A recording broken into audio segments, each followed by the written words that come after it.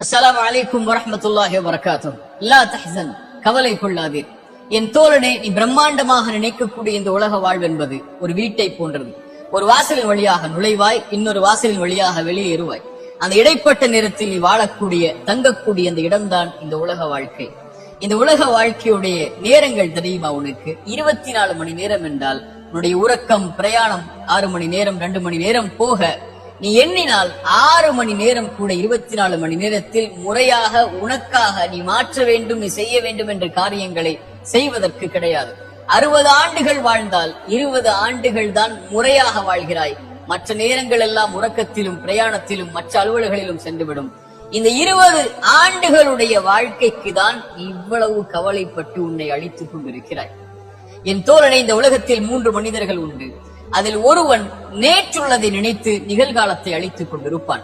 நேற்றில் ஏதாவது சோகம் நடந்திருக்கும், கவலைகள் நடந்திருக்கும், இல்லாமல் இருந்திருக்கும். அதை எண்ணி அதே கவலையோடு நிகழ்காலத்தையும் அழித்துக் கொண்டிருப்பான்.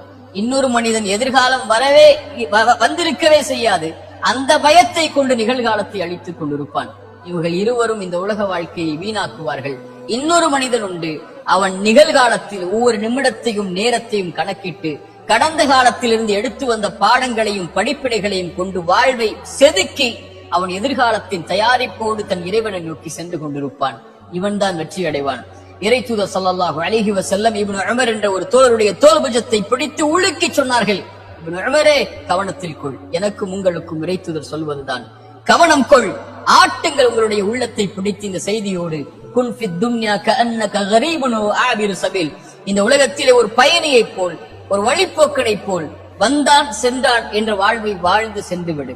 இந்த நேரம் தான் உனக்கு, நாளை உனக்கு இல்லை, நீ செல்ல போகிறாய் என்ற எண்ணத்தோடு இந்த உலகத்திலே வாழ். அந்த தோழர் இப்னு உமர் விளக்கம் சொன்னார்கள் தன்னுடைய மாணவர்களுக்கு இறை தூதருடைய இந்த செய்தியை. காலை வந்தால் மாலை எதிர்பார்க்காதே, மாலை வந்தால் காலை எதிர்பார்க்காதே. நோய்க்கு முன்னால் சுகத்தை தேடிக்கொள், மரணத்திற்கு முன்னால் வாழ்ந்து கொள் என்று அந்த தோழர் விளக்கம் சொன்னார்கள். இறை தூதர் ஸல்லல்லாஹு அலைஹி வஸல்லம் தெளிவாக இதை சொன்னார்கள் 5 அறிவுரைகளோடு. இந்த 5ற்கு முன்னால் 5ஐ பயன்படுத்திக் கொள்ளுங்கள். 1, உனக்கு வயோதிகம் வருவதற்கு முன்னால் வாலிபத்தை பயன்படுத்திக் கொள். வாலிபத்தை வீணாக்கினால் கண்மூடி முடிப்பதற்கு முன்னால் வயோதிகம் வந்துவிடும். அப்போது வாலிபத்தில் செய்ய வேண்டும் என்று நினைப்பதை நினைப்பாய், செய்ய முடியாது. வயோதிகம் வருவதற்கு முன்னால் வாலிபத்தை பயன்படுத்திக் கொள். உனக்கு நோய் வருவதற்கு முன்னால் சுகத்தை தேடிக்கொள். உனக்கு ஏழ்மை வருவதற்கு முன்னால் உன்னுடைய செல்வத்தை பயன்படுத்திக் கொள். உனக்கு நேரமின்மை வருவதற்கு முன்னால் குழந்தைகள், குடும்பம், உன்னுடைய சூழல், உன்னுடைய பொருளாதார நிலைமை என்று வருவதற்கு முன்னால் இருக்கின்ற நேரத்தை முறையாக பயன்படுத்திக் கொள்.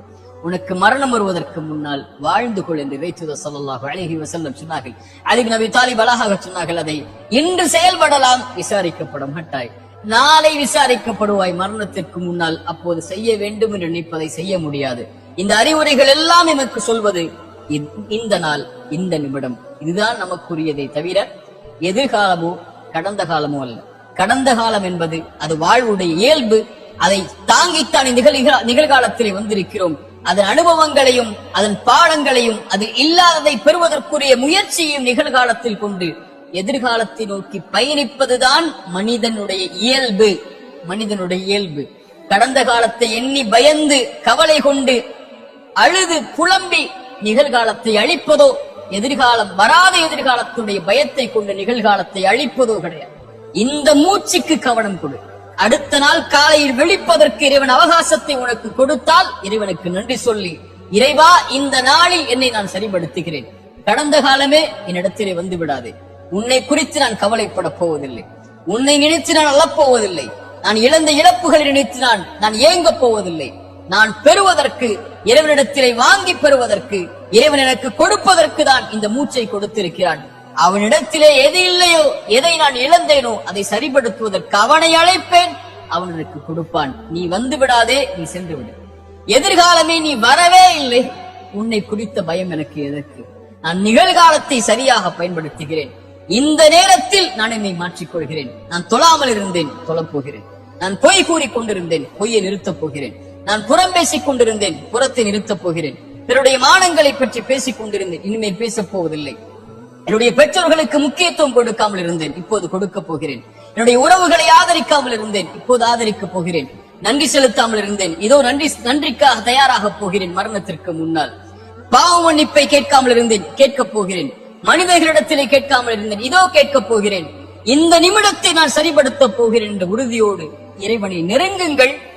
உங்கள் வாழ்வில் எது இல்லை என்றாலும், எதை நீங்கள் இழந்திருந்தாலும் அந்த கவலையை இறைவன் நீக்கி அவனிடத்திலே நெருங்குவதற்குரிய வாய்ப்பை இறைவன் கொடுத்து, உங்களுக்கு எதை வேண்டுமோ அதை அவனிடத்திலே கேட்டு பெறுவதற்குரிய அவகாசத்தையும் இறைவன் நீட்டித்து தருவார்.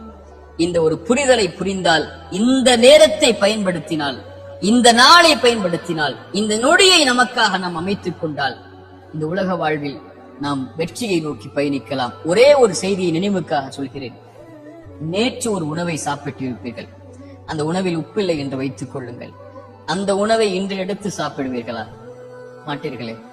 அல்லது நாளை ஒன்றை செய்ய போகிறீர்கள் என்று எண்ணுவீர்கள், அந்த உங்களுடைய பசியை ஆற்றிவிடுமா? ஆற்றாது. ஒரு உணவுக்கே நீங்கள் இப்படி என்றால், ஏன் கடந்த காலத்தில் நடந்த செயல்களையும் நினைவுகளையும் கொண்டு, அல்லது வராத உணவை கொண்டோ வராத எண்ணங்களை கொண்டோ நிகழ்காலத்தில் கவலை கொண்டு இதை அழித்துக் கொண்டு இருக்கிறீர்கள்? வாழ்வென்பது மிக அற்பமானது, மிக குறுகியது. கண்மூடி முடிப்பதற்கு முன்னால் நாம் வாழ்வை முடித்து விடுவோம். அதற்குள் இந்த வாழ்வை இறைவனை சந்திப்பதற்கான தயாரிப்போடு வாழ கற்றுக்கொள்ளுங்கள். இறைவன் அதற்குரிய வழிகளையும் விசாலங்களையும் நம்முடைய வாழ்வில் ஏற்படுத்துவான். அஸ்ஸலாமு அலைக்கும் வரஹ்மத்துல்லாஹி